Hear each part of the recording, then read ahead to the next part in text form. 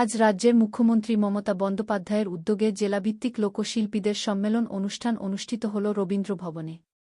হুগলি জেলাতে তার কোনো ব্যতিক্রম রইল না। আজ এই অনুষ্ঠানে উপস্থিত ছিলেন বিধায়ক অসিত মজুমদার, উপস্থিত ছিলেন জেলাশাসক মুক্তা আরজা, রঞ্জন ধারা সহ বিভিন্ন লোকশিল্পীবৃন্দরা। এর পাশাপাশি ৩৫ জন লোকশিল্পীদের আজ এই অনুষ্ঠান থেকে স্বীকৃতি দেওয়া হল। হুগলি জেলায় এই প্রথম ১২ জন মহিলা ঢাকিদের লোকশিল্পীর স্বীকৃতি দেওয়া হয়।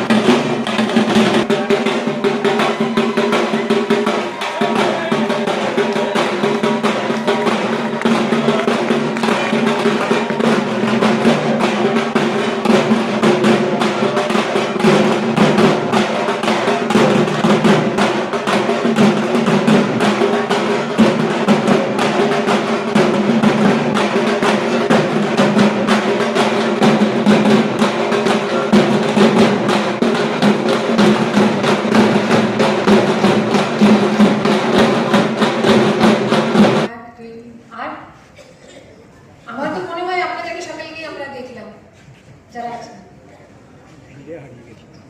অনেক জনই ছিলেন, যারা পিছিয়ে থেকে আসে তারাও ছিল, রায়বেশিতে অনেকটা ছবি ছিল, ছক রাজ্যের ছিল, তার সাথে তারা ছিল, মানে হয়তো নিজেকে দেখতে পারেনি, যেন হাত তুলছেন না।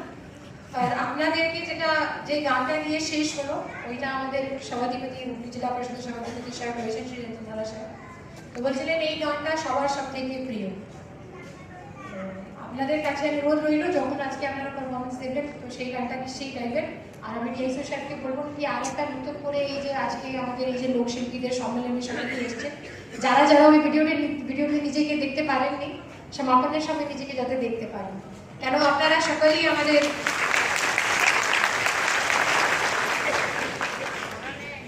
হুগলি জেলার, আপনারা সকলেই আমাদের গর্ব। আমরা যে আপনাকে সম্মান জানাচ্ছি এটা না, আপনি আমাদেরকে অনেকই অনুষ্ঠানে আপনাদের ছাড়া অনুষ্ঠানটা ভাবা যায় না, কেন অনুষ্ঠানটা আরম্ভই আপনাদেরকে দিয়ে হয়। তো আমি সর্বপ্রথমেই আপনারা যারা সকলেই এসছেন আর যারা আসতে পারেননি, আপনাদেরকে একটাই কথা বলবো, আমাদের এই হুগলি জেলা প্রশাসনের পক্ষ থেকে, হুগলি জেলা পরিষদের পক্ষ থেকে সকলকেই আমাদের শুভেচ্ছা, অভিনন্দন এবং হার্দিক ধন্যবাদ জানাবেন। এই যে আমাদের সকাল অনুষ্ঠানকে আপনারা যে এত সুন্দর বানিয়ে দিচ্ছেন, এই যে অনুষ্ঠানকে আপনারা আমাদের সকালে সাজিয়ে দিচ্ছেন, এই যে আমাদের সরকারি প্রকল্পগুলো যেটা আপনি সকলের কাছে নিয়ে যাচ্ছেন।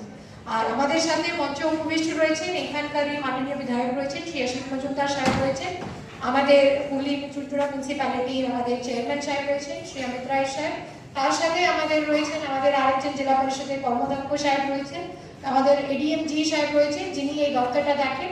আর যাকে ছাড়া এটা সম্ভব না, আমাদের ডিআইসিও সাহেব রয়েছেন শ্রী প্রদীপ্ত আচার্য, আর ওনার গোটা টিমটা, আর একজন আমাদের মৎস্য কর্মদক্ষ সাহেব আমাদের সাথে জয়েন করেছেন। আর যারা সামনে রয়েছেন মিডিয়া বন্ধুরা, সকলকেই আমি আপনাদেরকে আজকে এই যে লোকশিল্পীদের যে সম্মেলন আছে, যেটা আমাদের মাননীয় মুখ্যমন্ত্রীর উদ্যোগে আমরা আজকে সবাই এইখানে একত্রিত হয়েছি, খুবই ভালো লাগছে, আনন্দও হচ্ছে যে আমরা এত পরিশ্রম করে বাধা বিপত্তি পেরিয়ে এই জায়গাটায় আসতে পেরেছি। বহু লোকের গালাগালি, অপছন্দ করা, সংসারে স্বামী ছেলেদের সবাইকে বজায় রেখে এই জায়গাটায় আসতে পেরেছি, খুব ভালোই লাগছে আমাদের। একেবারে আরামবাগ প্রত্যন্ত গ্রাম থেকে এই একটা টিম তৈরি করতে কি কি বাধার মুখে পড়েছিল? বাধা তো প্রথম থেকেই ছিল, সংসারের বাধা, স্বামী, পরিবারের শ্বশুর শাশুড়ি, সেখানে একটা মেয়ে হয়ে ঢাক বাজাতে যাবে, এইটা ছিল আর কি। কিন্তু তবুও আমরা সেখানে, আমাদের স্বামীরা আমাদের পাশে ছিল, তাই এই জায়গাটায় আসতে পেরেছি। সরকারি কাজ পেলেন, একেবারে সরকারি লোকশিল্পীর তকমা জুটে গেল আজ থেকে, কেমন লাগছে? খুবই ভালো লাগছে।